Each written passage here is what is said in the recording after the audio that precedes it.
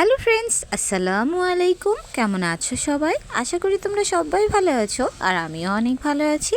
চলে এসেছি তোমাদের জন্য নতুন আরেকটি ব্লগ ভিডিও নিয়ে। তো আজ তোমাদের সঙ্গে নতুন একটা রেসিপি শেয়ার করতে চলেছি, আর সেটা হচ্ছে মাছের ডিম আলু দিয়ে কীভাবে ভাজা হয়, সেটাই তোমাদের সঙ্গে আজকে শেয়ার করব। কি বলো তো, এই মাছের ডিম ভাজাটা না তোমাদের ভাইয়া খুব পছন্দ করে, আর প্রায়ই আমাদের বাড়িতে যখন মাছ আনে, যদি ডিম থাকে তাহলে কিন্তু ওকে আমি ঠিক এভাবেই মাছের ডিমটা ভেজে দিই।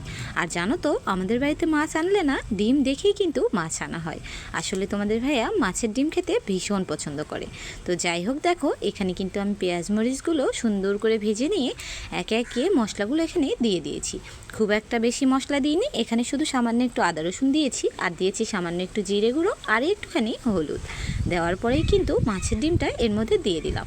কি বলো তো, এখানে কিন্তু আমরা আলাদা আলাদা করে ভাজবো। তো একসঙ্গে ভাজলে না মাছের ডিমটা আগেই সেদ্ধ হয়ে যায়, আর আলুটা সেদ্ধ হতেই চায় না। তাই কিন্তু এখানে আমি আলাদা আলাদা করে ভেজে নিচ্ছি। প্রথমে মাছের ডিমটা সেদ্ধ করে ভেজে নিচ্ছি, আর তারপরেই কিন্তু আলু ভেজে দুটো একসঙ্গে মিশিয়ে নেব।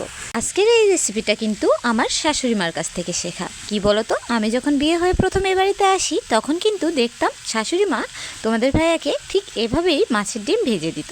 তো ধীরে ধীরে আমিও দেখতে দেখতে শিখে গেলাম, আর এখন আমি তোমাদের ভাইয়াকে মাছের ডিমটা ঠিক এভাবেই ভেজে দিই।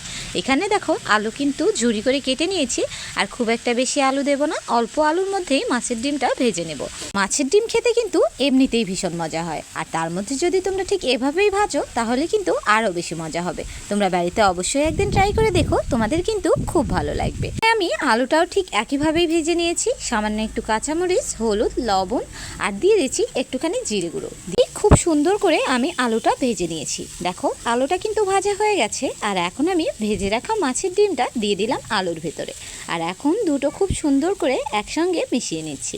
আর মনে রাখবে, ডিমটা দেওয়ার পরে কিন্তু খুব একটা বেশি ভাজা যাবে না, এতে করে দেখবে ডিমটা শক্ত হয়ে যাবে। তাই কিন্তু আলুর মধ্যে ডিমটা দেওয়ার পরে হালকা আছে ভেজে নিতে হবে। আমি খুব সুন্দর করে দুটো একসঙ্গে ভেজে নিয়েছি। দেখো কত সুন্দর হয়েছে, তাই না? ফাইনালি কিন্তু আমার ডিম আলু ভাজা একদম কমপ্লিট হয়ে গেছে। যতটুকু পেরেছি তোমাদের সঙ্গে শেয়ার করেছি। আজকের ভিডিওটা তোমাদের কেমন লাগলো অবশ্যই কমেন্ট করে জানিও। দেখা হবে নেক্সট ব্লগে। ততক্ষণ তোমরা ভালো থেকো, সুস্থ থেকো। টাটা বন্ধুরা।